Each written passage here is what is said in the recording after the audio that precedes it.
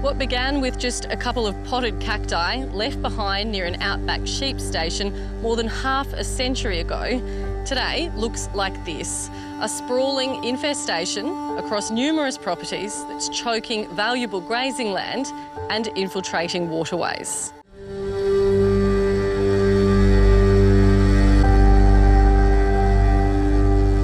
On a sprawling 11,000 hectare property, you'd be forgiven for missing something as seemingly innocuous as this, but not Georgia whip. It's easy to see the big cactus, but when there's little ones, you know, there can be little ones about the size of a marble. Trying to find all those little ones to kill them so they don't turn into the big ones. All it takes is a 5-cent piece size, fall on the ground and it puts roots down immediately. Yeah. This is Leander Station, a working goat and cattle property about 25 kilometres northwest of Longreach in Western Queensland. It's also the epicentre of a major infestation of 2 species of invasive cactus, jumping cholla and coral cactus, a weed outbreak that's been traced back to a careless decision from decades ago. The Winton Longreach Road is just through the scrub there, and back in the day when they were bitumening that, they had a contractors camp up here on the Red Ridge. Apparently someone camped there and had a little garden of cactus in pots there, and when the road finished and they moved on, that was all bulldozed and cleaned up, and they just pushed it all into a gully, and and the cactus happily sat there and thought this was a good place to be. Over the years, it's slowly spread further and further by people, vehicles, water and animals.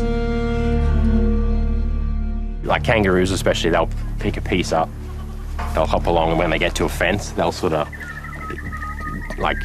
dip under and the wire will brush it off. So most of the time, if you're driving up a fence line, you'll see little patches of it growing like right on the fence from where it's just been knocked off as they've gone through. Australia has no native cactus, but there are many cactus species that have gotten away and are thriving and spreading. All are in one form or another a garden escape, either from pot plants or gardens where people were sick of their cactus so they put them in the dump, and they've spread from the farm dump or from the original farmhouses. What began with just a couple of potted cacti left behind near an outback sheep station more than half a century ago, today looks like this. A sprawling infestation across numerous properties that's choking valuable grazing land and infiltrating waterways. A serious amount of work is underway to try to control this particular cactus. Across this vast landscape, though, it is no small undertaking.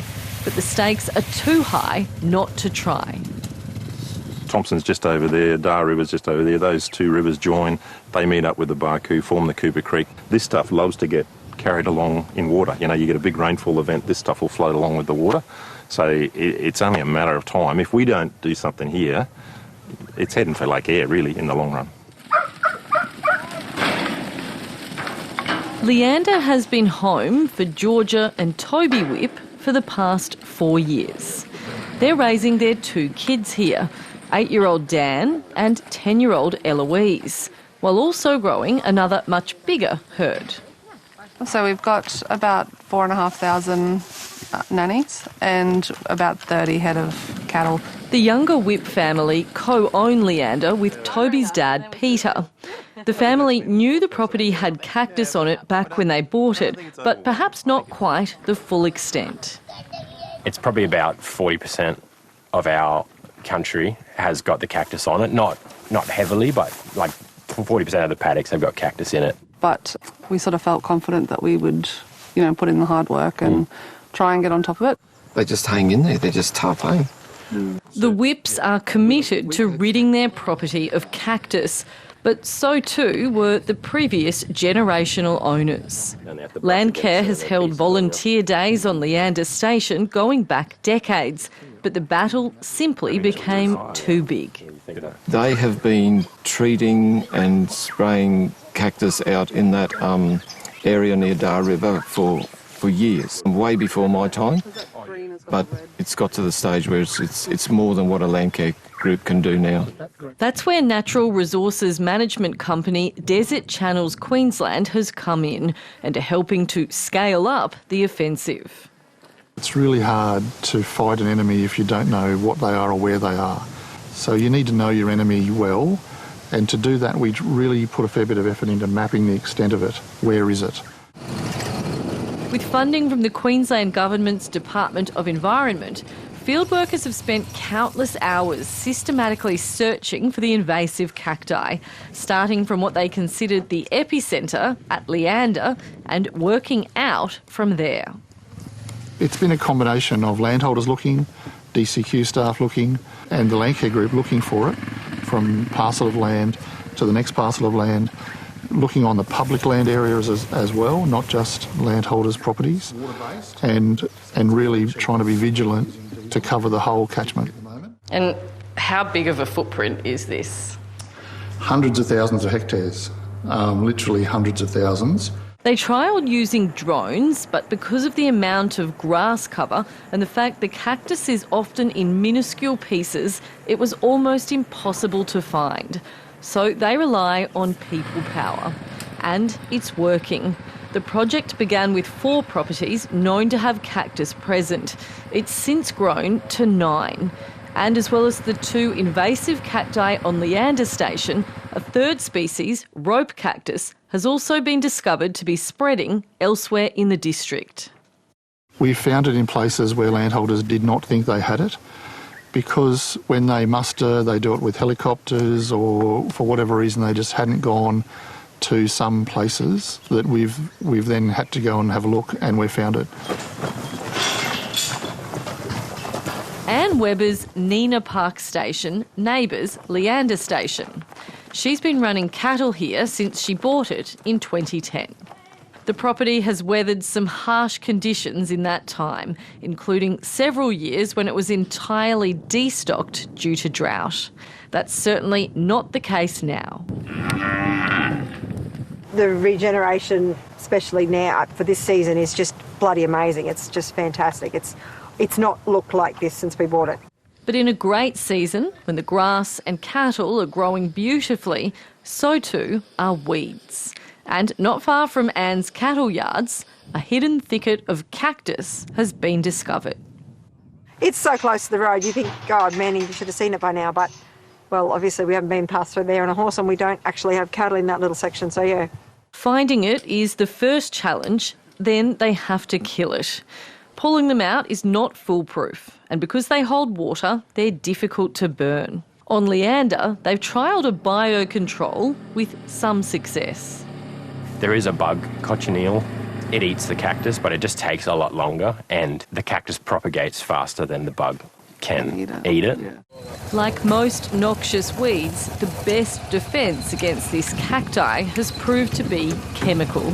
Even then, it's not simple. Weeds are all hard to kill, I guess, but this one's pretty tricky. You've got to spray the whole plant. Like, you can't, if you miss one bit, it'll survive. The cost of chemicals is another factor to consider, but Desert Channels Queensland and the Longreach Land Care Group have secured a $170,000 state government grant. In the overall scheme of things, it doesn't sound like much, but that was a real game changer because it allowed people to say, righto, I can just allocate someone full-time to this now to really have a crack at it, and so that's what we've been doing. The size of some of these properties makes relatively small patches of cactus like this seem inconsequential.